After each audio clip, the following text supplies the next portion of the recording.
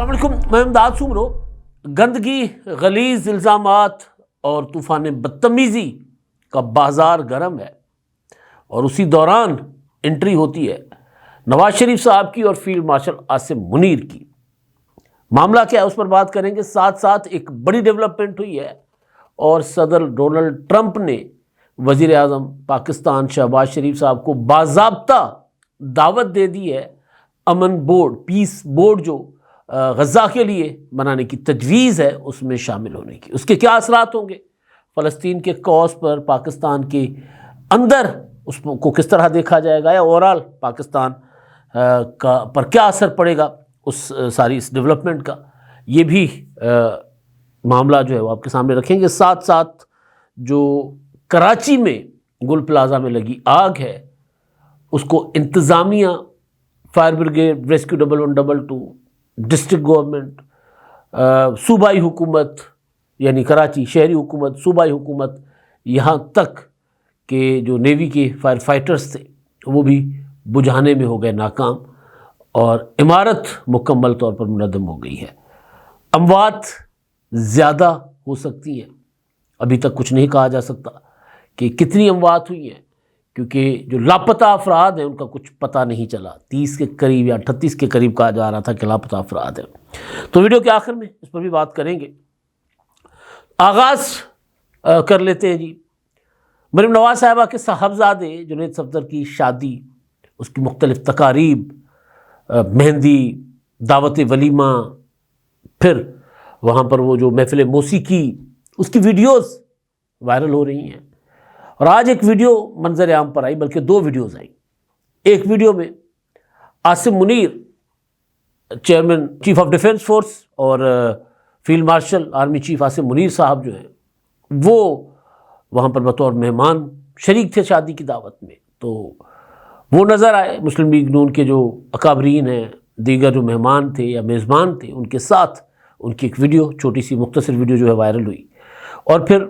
ایک تصویر جس میں نواز شریف صاحب اور عاصم منیر صاحب آمنے سامنے۔ اس کے علاوہ پھر مریم نواز صاحبہ کی جو اور ان کی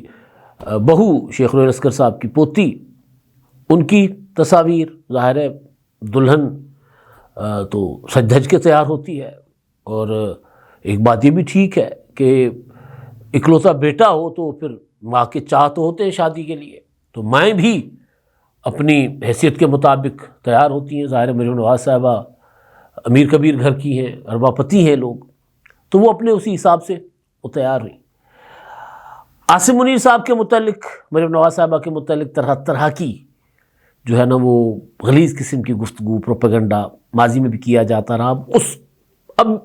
اس معاملے پر بھی اسی طرح کی حرکتیں، اور یہ لوگ وہ ہیں جو عمران خان صاحب نے تیار کیے۔ تحریک انصاف کا جو سوشل میڈیا بریگیڈ ہے، جن کو عمران خان صاحب کی بورڈ وارئرز کہتے ہیں، وہ کچھ اپنے نام سے ہیں، کچھ بے نامی ہیں،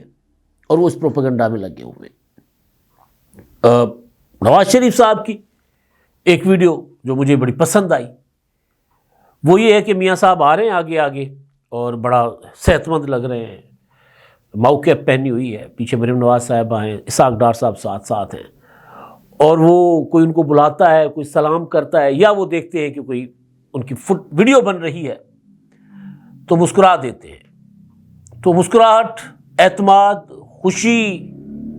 وہ کئی اس میں نا چیزوں کا، کئی جو جذبات کا امتزاج، وہ مسکراہٹ۔ تو میں نے وہ ویڈیو مجھے کہیں نظر آئی تو میں نے بھی ٹویٹر پر اور فیس بک پر لگا دی۔ تو خوشیاں، ظاہر ہے یہ بڑے خاندان ہیں، جتنے بڑے بڑے ان کی خوشیاں ہوتی ہیں، اتنے بڑے بڑے ان کو غم بھی ملا کرتے ہیں۔ وجہ یہ چھوٹے بڑے سب کو ملتے ہیں، لیکن میں یہ جو بات کر رہا ہوں سیاست میں، سیاست دانوں کے ساتھ جو معاملات، مسائل ہوتے ہیں،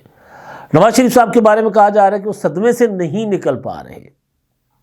اور وہ خاص طور پر ان کی اہلیہ جب وہ جیل میں تھے، ان کا انتقال ہو گیا تھا، اس کے بعد پھر وہ وزیر اعظم بننے کے لیے آئے تھے، وہ نہیں ممکن ہو پایا تھا، تو انہوں نے بیٹی کو وزیر اعلیٰ بنوا لیا، بھائی کو بنا لیا وزیر اعظم، اور خود خاموشی سے سائٹ پر بیٹھ گئے۔ اور یہ کہ اکثر وہ پریشان رہتے ہیں یا خاموش رہتے ہیں، تو سارے جو میرے ذہن میں تھا نا کہ کافی سالوں سے انہوں نے جو 2018 کے بعد سے جو بھگتا ہے، تو اس سارا جو پس منظر بیک گراؤنڈ تھا میرے ذہن میں، تو اس وجہ سے پھر مجھے مسکراہٹ جو ہے وہ لگی کہ میاں نواز شریف صاحب، ایک تو نواسے کی شادی، اور دوسرا یہ کہ وہ اب مطمئن ہیں، ایک خوشی کا موقع بھی تھا، اور دوسرا ہوتا ہے نا خوشی کے موقع پر بندہ بس چلے رسم دنیا کے لیے مسکراتا ہے، وہ رسم دنیا نہیں تھی، وہ اندر سے نواز شریف صاحب خوش نظر آ رہے تھے۔ فیلڈ مارشل صاحب ظاہر ہے مہمانوں میں تھے وہاں پر، تو وہ بھی وہاں پر میں نے دیکھا کہ کافی جو مسلم لیگ نون کے لوگ تھے ان کے ساتھ گھل مل گئے تھے، بات چیت کر رہے تھے، لیکن باڈی لینگویج جو ہے نا تصویروں میں اور ویڈیو میں ان میں، کہ وہ لوگوں کو مل رہے ہیں ضرور، ان کے ساتھ مصافحہ ہو رہا ہے یا ہو رہی ہے، سلام دعا ان کے ساتھ ہو رہی ہے، لیکن وہ اس طرح فرینک نظر نہیں آ رہے، ایک تھوڑا سا نا فاصلہ، گھل مل جانے سے میرا مطلب یہ وہ نہیں ہے جس طرح سیاستدان گھل مل جاتے ہیں، ان میں موجود وہاں سب کے درمیان تھی، لیکن وہ فاصلہ ضرور انہوں نے ایک مینٹین رکھا۔ ایون تصویر میں بھی دیکھیں تو اس طرف فیلڈ مارشل صاحب ہیں اور اس طرف نواز شریف صاحب کھڑے ہوئے۔ تو بہرحال ایک چیز، خوشیاں اور غمیاں سانجھی ہونی چاہیے۔ آپ کے مخالفین کے گھر خوشی ہے تو آپ کو خوش ہونا چاہیے، آپ کے مخالف کے گھر میں کوئی غم ہے تو آپ کو اس پر افسوس کرنا چاہیے۔ تو یہ کسی کی خوشی میں جو ہے نا وہ رنگ میں بھنگ ڈالنا، یہ گندے غلیظ چھوٹے لوگوں کی، نیچ لوگوں کی حرکت ہوتی ہے۔ تو بہرحال اچھا جی،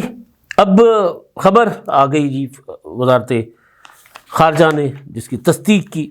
کہ غزہ میں جنگ بندی، فلسطین اور اسرائیل جو فلسطین پر جنگ بندی کیا تھی، یک طرفہ ایک بدماشی تھی، گنڈا گردی تھی، فلسطینی معصوم بچوں کی نسل کشی کی جا رہی تھی۔ اب بھی اس وقت جو صورتحال ہے وہاں پر یہ عالم ہے کہ شدید ترین سرد موسم، بچے مر رہے ہیں سردی سے، بارشیں ہو رہی ہیں۔ بہرحال تو صدر ڈونلڈ ٹرمپ نے کروایا تھا سیز فائر، اور اب خبر آ رہی ہے کہ جو انہوں نے وزیر اعظم شہباز شریف صاحب کو باضابطہ دعوت دی ہے، جو ان کی 20 نکاتی تجاویز ہیں اس پر وہ عمل درآمد کرنے جا رہے ہیں، اور اس کے لیے وہ پہلے بورڈ آف پیس بنانا چاہتے ہیں جس میں انہوں نے پاکستان کو بھی شمولیت کی دعوت دی ہے، اور صدر ٹرمپ اس کی خود صدارت کریں گے تجویز کے مطابق۔ ان کے جو دیگر اراکین ہوں گے اس میں جیرڈ کشنر سابق برطانوی وزیر اعظم، ٹونی بلیئر، ورلڈ بینک کے صدر اجے بنگا، اور ترکیہ اور مصر جیسے ممالک، اس کے علاوہ سعودی عرب، متحدہ عرب امارات، ان ممالک کو بھی کہا گیا ہے کہ جی وہ بھی تجویز دی گئی ہے کہ وہ بھی اس میں شامل ہوں۔ جو پیس بورڈ ہے اس کا مطلب مقصد جو ہے، ایجنڈا جو ہے پہلے مرحلے کا، وہ یہ ہے کہ جی وہاں پر بحال کیا جائے، انفراسٹرکچر بحال کیا جائے، وہاں کی جو ہے وہ جو اپنا لوگ بے گھر ہوئے ہیں، جو تباہی ہوئی ہے، ان لوگوں کو دوبارہ بسایا جائے۔ تو ایک لمبا چوڑا ایجنڈا ہے، لیکن اس کے ساتھ ساتھ پہلے مرحلے میں پیس بورڈ، امن بورڈ، اور اس کے بعد پھر فوج، امن فوج یا انٹرنیشنل اسٹیبلائزیشن فورس کے نام سے ایک فوج وہاں پر بھیجنے کی تجویز ہے، جس میں پاکستان کو بھی کہا گیا تھا کہ جی آپ بھی اس میں شامل ہوں۔ تو پاکستان کے اوپر یہاں پر انٹرنلی بھی تنقید ہوئی، خدشے کا اظہار کیا جاتا رہا کہ جی وہاں تو وہ تو فورس جو ہے جو ٹرمپ کہہ رہے ہیں، اور جو ظاہر ہے وہ کہا تھا نیتن یاہو نے کہ جی وہ جو فورس آئے گی وہ حماس کو کرے گی، نہتا کرے گی، غیر مسلح کرے گی۔ تو اس پر پاکستان پر تنقید ہوئی، تو ہمارے وزیر خارجہ نائب وزیر اعظم اسحاق ڈار صاحب نے اس بات کی تردید کی، بلکہ واضح طور پر دو ٹوک انداز میں کہا کہ پاکستان ایسی کسی فورس کا حصہ نہیں بنے گا جس کا مقصد صرف حماس کو غیر مسلح کرنا اور اسرائیل کو طاقت پہنچانا ہو۔ تو وہ پاکستان واضح کر چکا ہے۔ اب اس کو وزارت خارجہ جو ہے وہ کہہ رہی ہے کہ ایک بہت اچھی پیش رفت ہے، اور پاکستان اپنا فعال کردار ادا کرے گا، اور انٹرنیشنلی بھی اس کو دیکھا جا رہا ہے کہ جی پاکستان کی خاص طور پر مئی کی جو جنگ تھی پاکستان کی اور انڈیا کی، اس جنگ کے بعد پاکستان کی امپورٹنس جو ہے وہ بڑھتی جا رہی ہے، چاہے مڈل ایسٹ ہو، چاہے پھر ہمارے جو خلیجی ممالک ہوں، ان کے سامنے دیکھیں سعودی عرب کے ساتھ پاکستان اور سعودی عرب کے دفاعی معاہدہ، پھر اس دفاعی معاہدے میں ترکیہ کے شامل ہونے کی باتیں ہو رہی ہیں۔ تو یہ سارا مہربانی ہے جی مودی کی. مودی شرارت نہ کرتا تو شاید دنیا کو پاکستان کی طاقت کا اندازہ نہ ہوتا. ظاہر جنگ میں ہی، میدان میں ہی اندازہ ہوتا ہے نا. تو پاکستان نے اچھا خاصا پھینٹا لگایا انڈیا کو، اور جے جے ہو گئی پاکستان کی، بلے بلے ہو گئی دنیا میں. تو بہرحال اب دیکھتے ہیں، یہ ایک ذرا حساس معاملہ ہے، تنی ہوئی رسی پر چلنے کے برابر ہوگا پاکستان کے لیے، کہ وہاں اگر ہم چاہتے ہیں، ٹرمپ کیا چاہیں گے، ان کا ایجنڈا کیا ہے. بظاہر تو ان کا ایجنڈا ہے کہ وہاں پر امن ہو جائے اور سکون ہو جائے، فلسطینی اتھارٹی کا قیام یا فلسطین کا الگ ملک کی جو بات ہو رہی ہے، وہ ساری چیزیں، آزاد ملک کی بات، وہ ساری چیزیں چل رہی ہیں، تجاویز میں تو ہیں. لیکن ٹرمپ کہاں جا کر دھوکہ دے دے اور پھر پاکستان، اس فیصلے پر پاکستان کو سیاسی طور پر نقصان ہو، عالمی سطح پر بھی اور مقامی سطح پر بھی، ملکی سطح پر بھی. تو یہ میں اس لیے کہہ رہا ہوں کہ تنی ہوئی رسی پر چلنے کے مترادف ہوگا. لیکن بہرحال وزارت خارجہ نے تو کہا ہے کہ یہ ایک بڑا زبردست ہوا ہے، ہم اس میں اپنا کردار ادا کریں گے، جو امن بورڈ ہے اس حوالے سے. اچھا جی، اب جو کراچی کا معاملہ ہے، گل پلازا کا، تو وہاں پر آگ نہیں بجھی. یعنی ایک ہوتا ہے نا کہ جی نہیں بجھائی جا سکی. ایک ہوتا ہے جو فائر فائٹرز ہیں، فائر بریگیڈ، ریسکیو 1112 یا دیگر اداروں کی جو اپنا فائر فائٹرز ہیں، وہ آ کر آگ بجھا لیں، کامیاب ہو جائیں. وہ نہیں ہو سکا. وجہ کئی بتائی جا رہی ہیں. جو تاجر ہیں وہ کہہ رہے ہیں کہ جی ریسکیو 1112 نے آنے میں دیری کی تو آگ بھڑک گئی، اور وہاں پر طرح طرح کے کیمیکلز، پرفیومز کی دکان، آرٹیفیشل پھول، فوم، طرح طرح کی ایسی چیزیں تھیں جو آگ پکڑنے میں دیر نہیں لگا رہی تھی. تو لہٰذا آگ جو ہے وہ دیکھتے دیکھتے اس نے پورے پلازا کو لپیٹ میں لے لیا کل رات کو. اور پھر پلازا کی حالت ایسی تھی، جو ریسکیو 1112 والے بھی بتا رہے تھے اور ہم دیکھ بھی رہے ویژولز، کہ اس کے اندر نہیں جایا جا سکتا. ایک ہوتا ہے نا کہ اب باہر سے کھڑے ہو کر پانی مارے، آگ اندر ہے، اور پلازا کچھ اس طرح کا بنا ہوا ہے کہ کوئی ایسا کوئی راستہ نہیں تھا کہ جہاں سے پلازا کے اندر داخل ہو کے آگ بجھا کے اندر جایا جائے. جانے کی کوشش کی ریسکیو 1112 کے اہلکاروں نے. ایک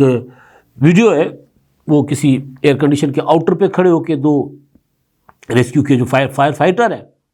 وہ آگ بجھانے کی کوشش کر رہے ہیں وہاں اوپر سے بلڈنگ کے اندر پانی ڈالنے کی. تو آگ اتنی شدید ہوتی ہے کہ وہ ایک جو نیچے جو لگا ہوا ہوتا ہے، جس کے اوپر کھڑا ہوتا ہے وہ آؤٹر پر، وہ آؤٹر ٹوٹ جاتا ہے پگھل کر، اور وہ گر جاتے ہیں ریسکیو کے جو فائر فائٹر ہیں، فرقان نامی، وہ شہید بھی ہو گئے. تو بجھائی نہیں جا سکی آگ، ناکام ہو گئے ادارے، اور آگ نے پوری بلڈنگ کو بھسم کرنے کے بعد خود بخود جیسے ظاہر ملبہ گر گیا، ملبے کے نیچے پھر راکھ ہو جاتی ہے، تو راکھ میں بدلنے کا عمل شروع ہو گیا ہوا. وہ ریسکیو 1112 والے کہہ رہے ہیں کہ جس کو کولنگ میں اپنا 2 سے 3 دن لگ جائیں گے کولنگ کے عمل میں. تو اب کولنگ کا عمل، ظاہر بعد میں ان کو کولنگ کا عمل ہی کرنا پڑے گا، آگ تو بجھا نہیں سکے. اب اللہ خیر کرے، 38 کے قریب لوگ کہا جا رہا ہے کہ لاپتہ ہیں. اللہ خیر کرے کہ ظاہر جو اندر ہوں گے تو ان کا تو بچنا نہیں نظر آ رہا کہ ممکن ہے، لیکن اگر وہ بے ہوش ہو کر کسی دوسری چھت پر یا کہ ادھر ادھر ہوں، وہاں سے مل جائیں تو اور بات. لہذا آج سپہر تک تو مغرب تک جو خبریں تھیں کہ 6 ہلاکتیں ہیں، لیکن وہاں کے جو انتظامیہ، ریسکیو کے جو اپنا فائر فائٹرز یا پولیس اور پھر تاجر تنظیمیں، ان سب کا خیال ہے کہ ہلاکتیں زیادہ ہوں کی، کیونکہ لوگ لاپتہ ہیں. اور اچھے کی امید کرنی چاہیے کہ اللہ کرے کہ ہلاکتیں زیادہ نہ ہوں، لیکن ظاہر ہے جو لاپتہ لوگ ہیں ان کا بھی پتہ چلنا بہت ضروری ہے. اب تک کے لیے اتنا ہی. اللہ حافظ.